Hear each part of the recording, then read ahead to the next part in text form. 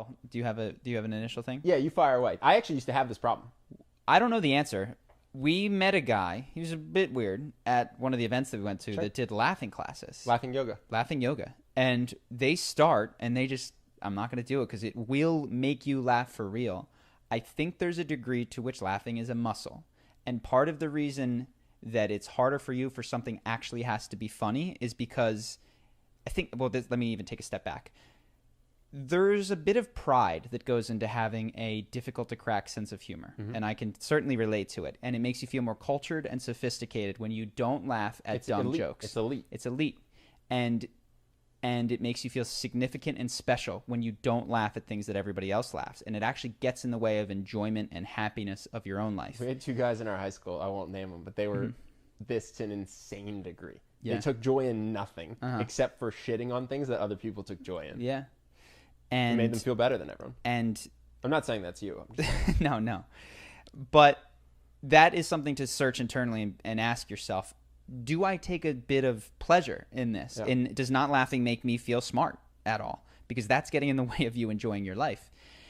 If you can get past that, practicing is actually really, really, I think, useful. And that's why people go to laugh yoga, because it's not that you have an overdeveloped sense of humor. It's that you have an underdeveloped one sometimes. The Dalai Lama laughs at everything. And I truly believe that he is of a spiritual enlightenment level that is so far ahead. And when I see a lot of these gurus, Sadhguru, they just are constantly laughing. I think that's a sign of a development of oneself. They say the laughing Buddha.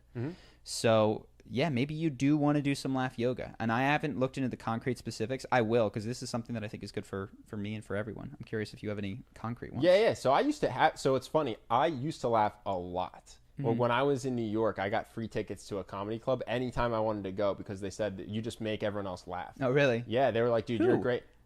The Comedy Cellar or the Did Comedy they Store, really? whatever. Yeah, they said, dude, anytime you want to come, any show, free. That's They just gave me incredible. like 30 of them. They're like, your laugh is so loud and so contagious, and you're a cheap laugh. You're kidding. Like you make the room better. That's yeah. so funny. Then I got vocal cord surgery. Oh. Yeah, and when you are recovering from vocal cord surgery, can't make a noise. You cannot make a noise. You cannot speak. You cannot sing. You cannot laugh.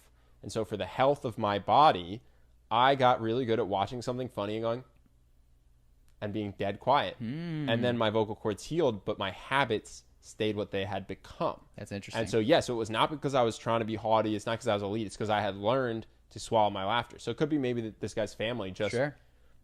is abusive, or not abusive, but maybe they That's not what they do. scold you if you laugh. It's disruptive, whatever it is. So what I did was I decided that sucked. That I wanted to get back to my old self. And I became that guy that Seinfeld makes fun of, where people would tell jokes and I go, oh, that's really funny.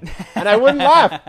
I wouldn't laugh. And I went, this is not okay. This is not who I want to be. Oh. Yeah, no, brutal. But that's the vocal cord surgery. So I started purposefully watching things that I thought were funny when I was home alone and just getting used to, you could watch a 1-hour special of a comedy that you like, and maybe you're not laughing at the beginning, but towards the end you are. And Yeah. I agree with you. It is a habit. It's very muscle-esque in the sense that reps make you better at Yeah. it. And so I was like, all right, every day I was going to watch something. I was watching Brooklyn Nine-Nine. I was watching Netflix specials. I was just finding stuff that made me laugh and purposely watching it just so that it would make me laugh more in the rest of my That's life. super interesting. This is as of like 2.5 years ago, since we moved to LA. And you found that it's been helpful? Hugely helpful. Hugely helpful. And you think you attribute it to watching these things on a semi-daily basis? Brooklyn Nine-Nine was super helpful.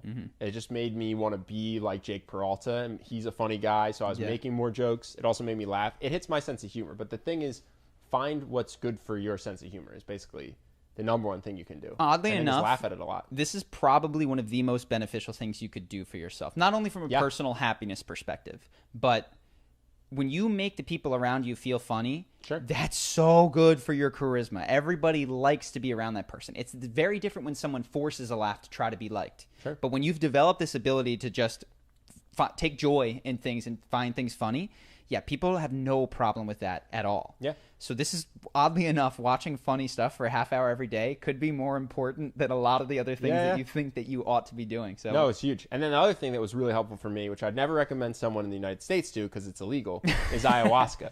But if you live in a place or can travel to a place where it's legal, ayahuasca was incredibly helpful for me. Yeah. I literally had a pump. So you take this plant medicine and then you throw up. I had this moment where I haven't cried in so long. Eventually I'll crack. But I went in, I was like, I'm going to cry. I'm finally going to do it. And I went in, I was like, unrepress your emotions, unrepress your emotions. That was my mantra. And I felt this throw up come that I thought was going to be physical vomit. Yeah. And as it came out, I felt really sick. And then all of a sudden I just burst out into hysterical laughing, like huge, loud laughing. And so that was the repressed emotion because of the vocal cord surgery. So that was incredibly helpful too. But even without that, watching Brooklyn Nine-Nine every day was really helpful.